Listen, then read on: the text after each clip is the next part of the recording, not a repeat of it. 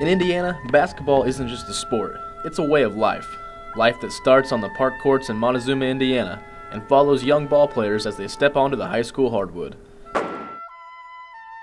In 1954, Ronnie Ballman was one of those kids, the senior captain of the Montezuma Aztecs, a team so small no one gave them a chance. Naturally, we only had 78 in high school, and in the senior class there was 14, 7 boys and 7 girls. To come from a small town with that many students in high school, to go to the Butler Fieldhouse and be a semifinal in the state, well, it was a big thing. Montezuma surprised everyone, defeating opponent after opponent through the Indiana State Tournament. Suddenly, the Aztecs found themselves in a historic role, the first Park County team to go past regionals. In the next round, they became a piece of basketball history when they faced the Milan Indians. The Indianapolis papers really hyped it up to being 2 small schools fighting it out. The iconic team from Indiana sports history. Most of the time, it was not a small school versus a small school, but if it just happened to be that way, then it really got a lot of excitement. They were a team that just hold the ball. That's the reason most of their scores was real low. But they had good players. Just playing over at Butler Fieldhouse was a big experience. In the semi-state matchup, the Aztecs went back and forth for 4 quarters with the Milan Indians, but fell short by 10 points, sending Milan on to the state finals and leaving the Aztecs to watch history unfold. I still remember seeing Bobby Plump standing out there holding the basketball and letting time go off, and of course we was just on the edge of our seat because we all wanted Milan to win, and the talk of the state, and I think that's what's unique about it. Making Milan the smallest school to ever win state. If the name Milan sounds familiar, that's because their story was the inspiration for the movie Hoosiers. 60 years later, the scenes of Ronnie Ballman's life leave him with a sense of pride of the season that took a small group from Park County, from the backyard courts to the state's big stage. Well, there was a lot of highlights in that year. We won a lot of games, and everybody got along real well. And the whole year was a really exciting time for the ball players and for the fans too. In Montezuma, Curtis Akers, News 10. Yes, that's right. And this morning, Storm Team 10's Joseph Dames is out in the elements. Joseph, how's it going? Hey, good morning, Ryan Drell. You know, the elements aren't too bad as far as snow. Lindsay's hinted at it that the snow is really out of here, that widespread snow, but it's the road conditions while you're heading out for your morning commute. I've seen a lot of cars going by. We are off of a 3rd Street here in downtown Terre Haute just about. And the roads, although they're looking good, not a lot of snow on them, they are icy, and I can tell you that firsthand. I can see it right here. And just for a demonstration, I'm going to take a look just off to the side of the road, although not treated like that road over there, still icy. We use this to measure snowfall. I'm going to use it to show you how icy it is outside right now. We take a look at this, and it just slides all the way down there, and it'll just keep on going. These roads are icy, so the key phrase this morning is patience. When you're heading on the road, make sure you do give yourself some extra time from point A to point B. Like Lindsay said, if it looks wet on the road, that means that it is icy when you're stepping outside. She also mentioned that it is cold out here. I can tell you that, that's for sure. So when you're heading out the door this morning, make sure you do grab all of your winter gear. There's a wind out there. There's a couple flags blowing. That's just going to aid to that wind chill, making a very cold start to your morning. So once again, heading out, please give yourself some extra time. These roads are icy. The minute you walk into a waiting room, your chances of getting sick could increase. That's because the amount of germs or bacteria that are in a waiting room.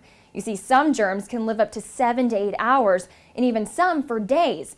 You see, all it takes is one person next to you to sneeze, achoo, and you're sick. Some viruses from coughs are what we call lightweight droplets, so they're suspended in the air for longer periods of time, so they float around, so we have more of a tendency that we may breathe those in. Other droplets are heavy and they immediately fall to like a hard pore surface. And some of those could live on surfaces for different amounts of time. Vicki Trussler is an infection control surveillance nurse at Union Hospital in Terre Haute. She says all of their offices are disinfected at the end of every day and throughout the day as needed. But she says taking an active approach in protecting yourself against germs is very important. We ask you, if you are coughing, as a courtesy to put on a mask. We ask everyone to sanitize their hands when they walk through the door. Hands are the #1 way to spread infection. And so if you sanitize them, it's the #1 way to prevent the spread of infection. Also, watch where and what you touch, especially when it comes to your own body. Anytime that you touch one of your so-called mucous membranes with dirty hands, you're going to infect yourself with whatever virus, whatever microorganism you have on your hands. So our eyes, nose, and mouth, what's called our T-zone, are the best way to contaminate ourselves. Doctors say the best defense is to use the mask or the hand sanitizing station, and remember to avoid your T-zone. It may not look like much, but inside this building, located at 1929 Locust Street, you'll find adult material.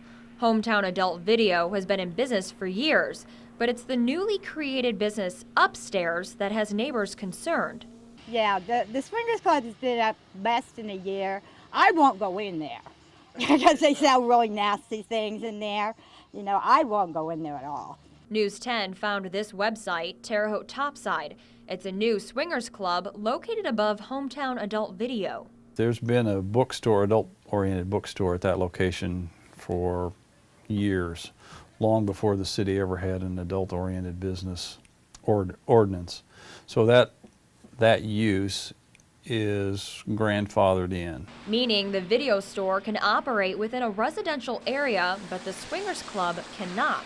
The city passed an ordinance back in 2006 that set limits on where these businesses could be located. The Premier Swingers Club wasn't shut down because of its business, it's because of where it's located. Just around the corner, there's an elementary school.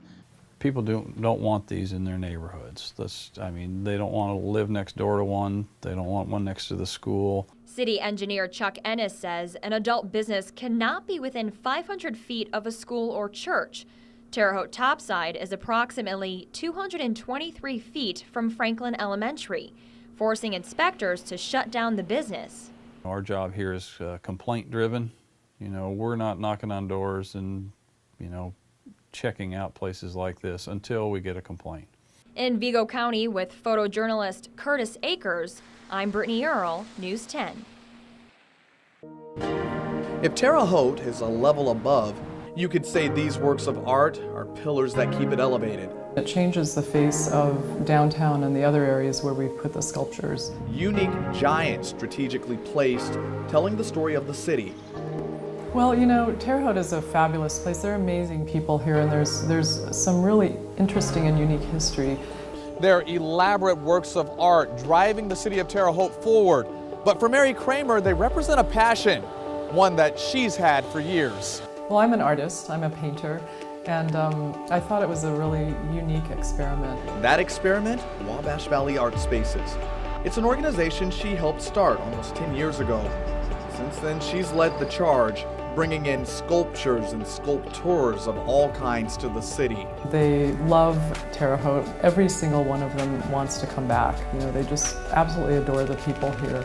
14 pieces in just under a decade, her vision realized. They range from the extravagant to the abstract, from the colorful to the friendly. They're diverse in their appearance, but their purpose is the same, putting Terre Haute's best foot forward. And people show the collection to potential employees, faculty, students, etc., and businesses considering moving to town because they're looking for cultural amenities. So, the next time you drive by, the next time you walk around and greet these masterpieces, spare a thought for the driving force. And it has been an absolutely fascinating journey for me. I feel like it's a canvas, you know, waiting to be explored. And it's wonderful to bring out the heart of this community through public art. A pillar in her own right, using passion to keep her city moving higher. In Terre Haute with photojournalist Curtis Akers, Rondrell Moore, News 10.